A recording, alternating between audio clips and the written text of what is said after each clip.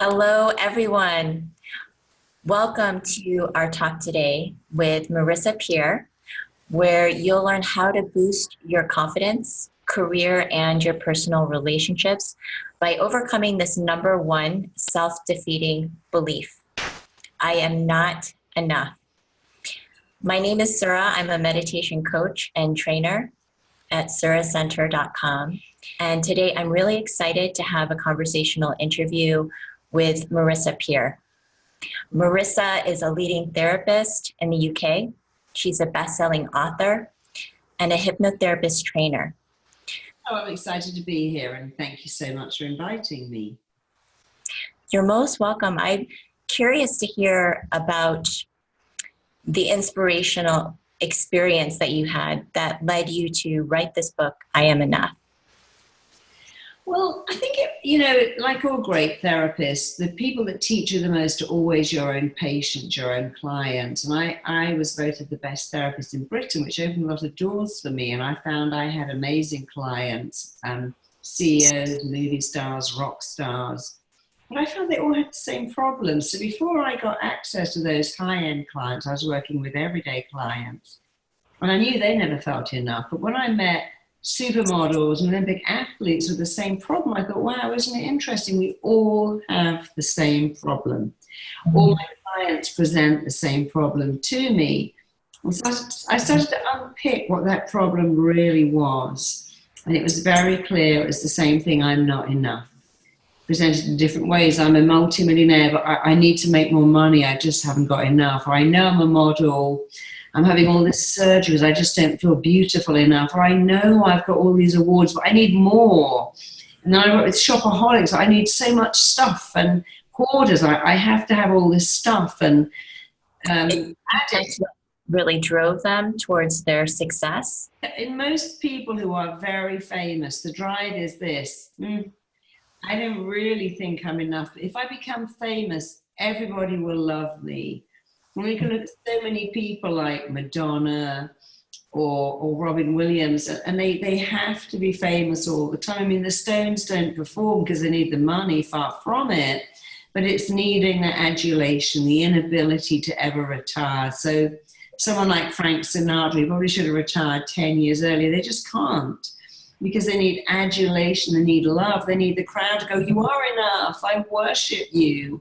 Because inside they never really feel enough. It seems our whole culture suffers from that underlying belief. So what would be, just for everyday people, what would be a manifestation or an expression of that I'm not enough? How would that show up? Well, no baby's born like that. No baby says I'm not enough because I've got any hair or teeth or I've got milk spots or diaper rash. Babies know they're enough. It's really the way we raise people, because you don't see it quite so much in undeveloped countries. You don't see this in tribes because they're not into consumerism. But in the West, we start comparing. Your sister could read when she was 2. Your brother doesn't get food on his plate. Your cousin is a straight A student. And then schools do it too. I saw with my daughter when she was 4 how her school would say, these kids who could write their name in the box got an award, and their names were Maya and Sam. My daughter's name was Phaedra. The P went up and the H went up, and it's a hard name to put in a box when you're 4. And they made her feel so bad about herself because they gave all the kids who could write their name in a box a star. And I thought that's grossly unfair, because if your name is 3 letters, it's easy. If your name is Diamantopoulos, it's actually very hard. And so I thought that was really wrong, but I see schools doing that. They always say we like individuals, but they don't. And so how do you, I just find that to be such a challenge for parents today. I mean, how do parents ingrain this belief in their children, I am enough, when children are still going to school and there's bullying and cyberbullying? How can parents manage that? Well, what we do is we tend to reward an achievement when you should reward the effort. A kid who's not bright may put way more work into something than a kid who's naturally gifted. So rewarding the achievement is a big mistake. Reward effort. Praise your kids for enjoying work or finding something they love.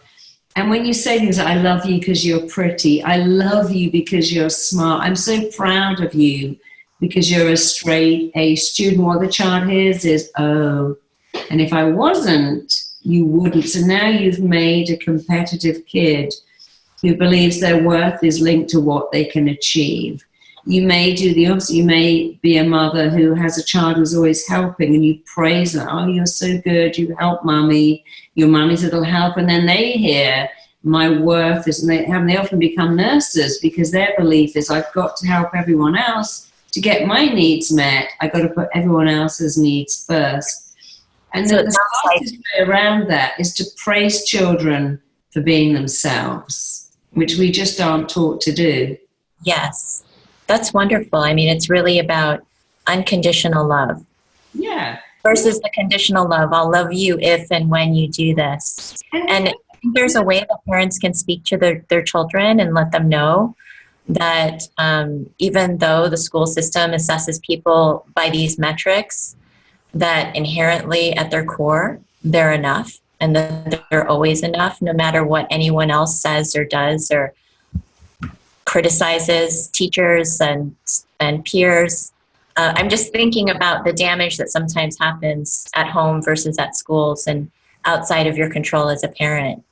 Well, you start at the breakfast table every day. You say to your kids, you're enough, you're good enough, you're as good. No one's better than you, and you're not better than anyone, but you've got unique gifts. You've got a special talent. You might not know what it is, but you're gifted, talented. You have something of immense value to offer the world. You matter.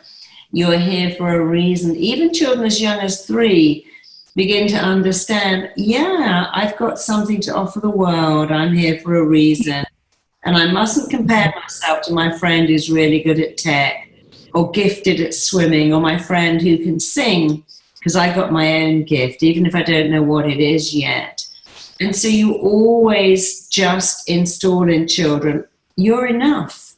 You're good enough, you're beautiful enough, you're smart enough, don't try to be more, you are enough. And children pick that up very quickly and find it immensely reassuring. Problem is, if you're saying that to your child while dieting and going on Stairmaster and starting, oh, I need to lose weight and I need to, look better, you're telling them 2 different things. You're enough, but mommy's not enough, or dad is not. If you're working really hard for promotion and getting stressed because you don't think you're enough the way you are, children aren't fooled. They know. So you have to promote that to your children and also live it. I'm enough, you're enough, everyone's enough. Let's love being enough instead of competing with each other. Yes. And so how do people do that? How do they install within themselves that inherently I'm enough? And that, because I think everybody's driven by more, the harder the better. We have these really deep-seated beliefs. And I think it takes a lot of energy to change that core belief. It's probably what drives so many people to do everything that they do with social media and promotion and things like that every day. So what can they do practically for themselves? Well, the media told us that. We weren't born needing stuff. Babies are very happy. If you give them a gift, they like to play with the box it came in. They're more interested in the wrapping paper. So babies aren't born with this need for stuff. But the media has made us believe that we need so much stuff and we need particular brands. And if we have a label, we're more significant. And so you have to really stop that and realize the thing that makes you happy is not things, it's people. People make you happy. You don't have to go shopping. In fact, if you have your friends around and swap stuff, you'll have more fun than going out shopping. You don't have to go out for dinner, but if you have friends over and make stuff together, that can really work. But the best way to install enoughness into yourself is to write it on your mirrors in lipstick or eyeliner. Put it on your fridge in fridge magnets, embroider onto your cushions and pillows so you see it all the time, and then take all your passwords and make sure I'm enough is contained within those passwords. Obviously you need some squiggles and dots and letters, We can't always have our passwords being I'm enough. But if you make all your passwords I'm enough, if you make your phone alert go off twice a day with I'm enough and change the wallpaper on your screen, what happens is you start to see it, read it, write it, speak it, and it will sink in like lotion on very dry skin, and then it will really start to change your life because its strength is in its simplicity. A lot of us go, I'm a goddess, I'm a rock star. And we know that we're not because we're wearing clothes from Target and driving a second-hand car, but we can say, I'm a goddess. And our mind won't let that in. But when you say I'm enough, it will absolutely let that in because after all, it is true. You came onto the planet knowing you're enough. You gave that belief up, but you're just reactivating and regenerating something that was the truth about you and still is. And when you know it, everyone else will know it too. What about combining that with hypnotherapy? Well, that's what I do. I mean, what I do in my practice is I don't look for, when people come in and go, I'm an addict, I'm addicted to donuts or cookies or potato chips or screen time or drugs or drink or sex. I don't treat the addiction. With all my clients, I look for what lies beneath the addiction. I've worked with hundreds of thousands of addicts. I've never met one in my entire life who ever thought they're enough. And so I treat that. I go and have a look at where did you begin to believe you weren't enough? It's almost always the family dynamics. My mum had me, and then she got a new boyfriend. They had another baby. They loved it so much more than me. My stepdad never really liked me. My real dad never saw me, and I felt less than because I didn't have a dad and my brother did. So you kind of unpick where it came from, and then you explain to the client in hypnosis, this is not you. This is a belief you picked up as a child. And so I use hypnosis to uncover where the not enoughness comes from. And I use hypnosis to really change that belief. And in fact, a lot of rehab facilities are using my I'm Enough program now. We've got at least 4 that are trialing it and saying, this makes such a difference. I sent out some footage recently to a very famous rehabilitation center. And they said, gosh, this is doing wonders for our addicts because we never really realized that what lies beneath addiction is this feeling of not being enough. And when you think you're not enough, you always need more. But when you know you're enough, you don't need more. Mm-hmm. That's true. And can you explain just briefly how hypnotherapy works to change people's beliefs and their thoughts? Well, how hypnotherapy works is that if you think you have a conscious mind and a subconscious mind, the subconscious mind is a bit like a wild racehorse. And the conscious is like an inexperienced driver trying to get on that horse and make it go where it wants to go. It's not going to work because the horse has all the power. And if you want to ride a horse, you first got to understand it and work with it. And the subconscious mind is the same. You can't fight it. You can't use will to break it or beat it. It's so much stronger than the conscious, but you can understand it, work with it. And when you understand what your mind is doing, which is always to protect you, you can then dialogue with it and get it to change. And that's why hypnosis is so effective. It shows you how to dialogue with your mind. It also does it in a theta brainwave or possibly an alpha brainwave, the 2 brainwaves where you're deeply relaxed and much more alert and receptive to suggestions. I said to you, okay, you're going to go to the White House and talk to Donald Trump about where he's going wrong. You know, I couldn't do that. But if you really wanted to do it, and it was your driving dream and ambition, you could be hypnotized to do that. If you wanted to run a marathon, but you didn't have the motivation, you can be hypnotized to unlock that motivation. You can't do what you don't want to do, but you can be outstanding and amazing at something that you already want to do. I see, because I think a lot of people have the false perception that with hypnosis you lose control and somebody else can take over your mind, and that's really a false perception. And in fact, every hypnotist, even the local one up the road, would be a multi-millionaire. If you could really take over someone's mind, there'd be no hypnotists that weren't very busy and weren't very wealthy because they give everyone the idea that they'd pay them more. and leave them in their world. But you could never do that. I mean, clients send me flowers and candy. No one's ever sent me a Porsche because I couldn't say to them, actually, you know, we're shape Abu Dhabi. I'd much rather have a portion a bottle of champagne. I wouldn't pick that up. But when people say that to me, I say, come on, if it was that easy, every hypnotist would be loaded driving around in a Ferrari. Right. It's not true. I mean, successful hypnotist because I know how the mind works, but I meet many people who they can't make their business work. And they try to make clients come in every week because they depend on that weekly paycheck. I want my clients to be fixed in 2 sessions. I don't need to see them again. I have a waiting list of clients, and they don't need to come back because I get them to empower themselves. It's not me going, oh, I can fix you, I can change you, but you now need me. I go, look, I'm going to show you a method of changing yourself.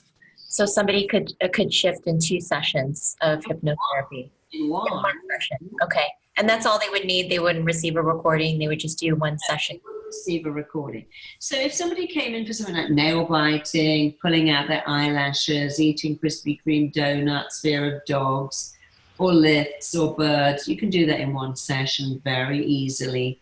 The hypnotist gets the mind to go back and find out where. No one's born with a fear of birds or dogs. Babies will put their hand in a dog's mouth if you let them. They'll walk straight out of an upper window because they don't have these fears. They learn them. So what hypnosis does is it goes back to where did you get to be this way? And then it removes it. It's like being a dentist and a detective. The detective works out why, gets information, goes, oh, this is why you do what you do. And then the dentist removes it. So the session is easy, but the mind learns by repetition. Therefore, I always give my clients a personal recording, and they listen to that for about 2 weeks, 10 days to 21 days, to really wire in the change. A session will change you beyond your wildest dreams, and the recording will wire in the change. If I see someone who's anorexic or bulimic or maybe is bipolar, then I would do 2 sessions, possibly even 3, because it's a much more complex issue they have. But I still wouldn't see someone lots and lots of times. I would do 3 sessions instead of 1, and that would absolutely be enough. And I would give them recordings again, and they would be just fine. Okay, wonderful. I'm also curious about how I am not enough carries into our relationships, and importantly, our relationship with ourselves. And you also talked a bit in your book how to improve your sex life in your relationship. So could you talk on that a bit? Sure. Well, if you go into the world with the belief that you're not enough, and you're in very good company, Princess Diana, Marilyn Monroe, Whitney Houston, Amy Winehouse, all these beautiful girls who did not think they were enough. So if you go out into the world with the belief that I'm not enough, you want a great guy to worship you, because then you might think you're enough. And when they do, you think, well, what's wrong with him?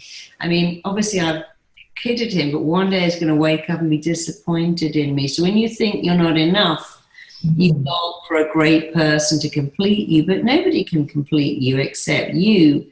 And even if you find that great person and they adore you, you're always going to be waiting till the day they find out you're not all that. And if you believe that, you'll just speed that up by acting out, being destructive. You're waiting for it to end, so you're going to speed up the inevitable. And that's the problem in relationships. And if you don't feel good enough, rather than going, well, I feel inadequate, I just need an adequate guy, then we can be inadequate together. No, you go, I'm inadequate. My guy's got to look like a movie star and be really wealthy. And he's got to be a psychic who comes in everything I need. He's got to be perfect. And then you go, no, he disappointed me in bed. He got me the wrong gift. He didn't know what I want. I just had to find someone else. Of course, you're really just letting them go because the belief is they can't, they're not right. But, our sex life, people say, my husband can't give me an orgasm. Like, that's not his job. That's your job.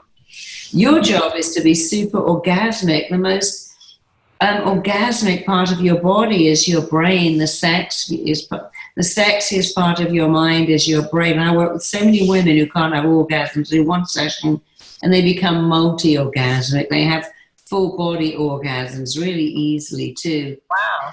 In fact, in my last school, this woman, and you're not allowed to have phones in class because we're doing very deep therapy and I don't want to recording it. So I'm getting out her phone. I said, you cannot get your phone. She said, I'm really sorry, but my husband, I mean, last night I went home, she said, oh my God, it was the best sex I've ever had in my life. I've been married 30 years. And now he keeps saying, when are you coming home? I'm literally standing at the front door, counting down the minutes. Hurry up. I've never seen you like that. I want to do it all over again. Because I showed her how to use her mind to become orgasmic. It's really not fair to say to a guy, why can't you make me orgasm? You're doing it wrong. Sure, it's good to give them advice. I love that. Oh my God, that touches all my buttons. That doesn't really work for me. You can help them, but you can't lie. You can't get into the bedroom and say to your husband, here I am, give me an orgasm, or your boyfriend, or indeed your girlfriend. We're all gender neutral now.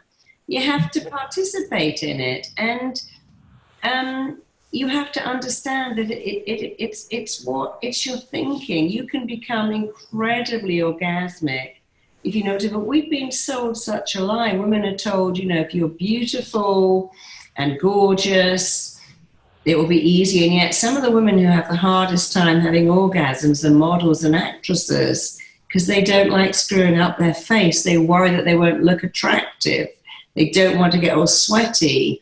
And the women who don't look, they go, well, I don't care. I just let everything hang out. But I've always been amazed at how many models go, I like the lights off. I don't want him to see me not looking perfect. I worked with this gorgeous, famous woman. So I've got downy skin on my bottom. And I don't want my boyfriend to ever see it. I'm like, I don't really think he cares. She goes, no, but I care so much. I'm so obsessed with it.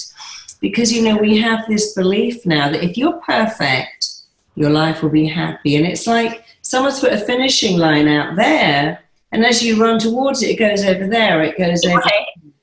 And people who try to be perfect are without question the unhappiest people in the entire world. And happy people go, here I am, I'm a flawed person, and you're a flawed person. Let's have a beautiful, flawed relationship. That's what myself and my husband do. We have an amazing relationship that's flawed. Because we're flawed. He doesn't have to be perfect to show up for me. I don't have to be perfect to show up for him. And it's such a relief not to have to be perfect. When I have a cold or I'm sick or I'm tired, I can walk around the house with ratty hair and a red streaming nose and know that he loves me just as much and I would love him just as much. But if I have this belief I have to be perfect to be loved, what am I going to do when I have a bad day, an off day, and the house is a mess and I've got a headache and the dog's just thrown up on the carpet and I'm pretending that my life is perfect? It's such a burden for us, and it's so untrue, because actually the basis of friendship and relationships is that we like people who share our vulnerability. So if you're pretending you haven't got a vulnerability, you're defeating the whole point of friendships. We like people who are like us. And people who try to be perfect are very unhappy. They're also almost always alone. Some of my clients, you'll look at a model and think, why aren't you married? Why are you alone? Because I show the world I'm perfect, and the world doesn't really like that. And it's much better to accept your flaws and celebrate them. I was just watching the royal wedding today, and I love the fact that Eugenia deliberately went down the aisle with her big scar on show from her scoliosis, and she was saying to the world, it's okay to have a scar. It just makes you beautiful. I'm lovable with this scar. She didn't try to hide it. In fact, she purposely put it on show. She didn't have a veil. She wanted people to see. And Naomi Harris, who was the Bond girl, did the same thing. She went out to an event, I think it was the Oscars, wearing a dress that showed off her scoliosis scar. And she was saying, I'm beautiful. I don't have to hide a flaw. And we should all be taught that you're beautiful, make the best of yourself, but don't hide who you are. Don't try to be perfect. Don't say I'm not enough. Say the truth. I'm enough. I'm good enough, smart enough, lovable enough, beautiful enough, just the way I am. Because here's the truth. When you know you're enough, the whole world will know you're enough as well. And as long as you don't think you're enough, the world will see your flaws. So It's a huge mistake to pretend you're perfect, because the world will join in you with your disappointment. It's much better to be honest and just to be yourself, because being yourself, we like people who like themselves. They're the most enticing, the most attractive. Men find confidence so sexy that they'll forgo the fact you've got cellulite or hairy legs if you're confident, because that is really sexy to a man and to a woman too. Mm-hmm. Absolutely. Thank you so much for sharing that, Marisa. I wanted to read a piece from your book that really struck me. And let me just find it here. From I Am Enough. From all my work with people, I truly believe that the largest cause of depression is failing to follow your heart's desire in a profound and deep way. I'm so glad you brought that up, because, you know, a lot of people say, no, I've got depression, I've got this chemical imbalance in my brain. I go, do you think those studies are false? They go, no. I said, you know, they don't even exist. The chemical imbalance in your brain cannot be, you can't be medically tested for that. And it's just not true. It may be true for a few people, but there are 3 real major causes of depression. Failing to follow your heart. So that was the number one. Many clients I see is I always wanted to be a doctor or a vet or a dentist, or I wanted to work with animals. I've been a teacher. I'm just about to retire, and I'm in a deep depression because I've run out of time to follow my heart's desire. I was actually, you haven't. You wanted to be a vet. You can still work with animals, be a doctor, and you wanted to be a doctor, go and work in a hospice, become a healer. And I always show them it's never too late, even if you're 70, to follow your heart's desire. The second thing that really causes depression are harsh, hurtful, critical words that we say to ourselves on a daily basis. I'm an idiot, I'm a loser, I'm a retard, I look terrible, who's going to want me? I've got 2 kids and cellulite, nobody would want me. So we speak to ourselves in a way that we would never, ever speak to our friends, because they would leave. And the third thing that is a massive factor in depression is lack of connection. You know, we live in a world now, we're always on our phones, all our friends are Facebook friends. You could live in your apartment, get everything delivered by Amazon and not see people. And we're designed to live in communities where we're very, very connected. And the more we disconnect, the more depressed we become. So if you happen to be listening and you're depressed, look at those 3 things.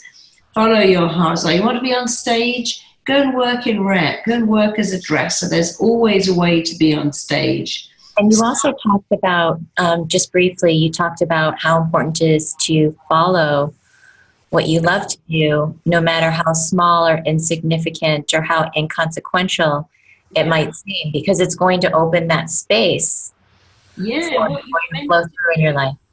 What you're meant to do lies directly behind what you love to do, what made your heart sing between the age of 7 and 14. Maybe you love painting, maybe you loved jigsaw puzzles, but that means you should be an artist or a strategist. And even if you can't do it because you're in that payroll treadmill, you can still do it as a hobby.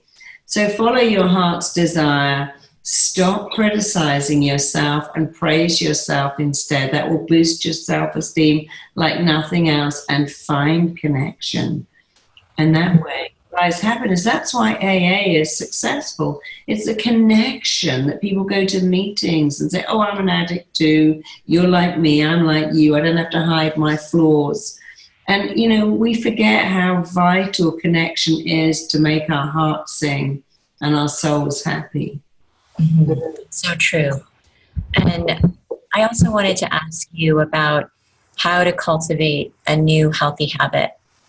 What's the best way to do that? You have some tips and some... Yeah. First you make your habits, and then your habits make you. And so you better make your habits amazing. And any habit, it starts with repetition. One of the rules of the mind is the mind learns by repetition. Mm-hmm. So if you get up and go to yoga, I mean, I still have to make myself drink water when I wake up first thing in the morning, because my preference is for a yummy coffee.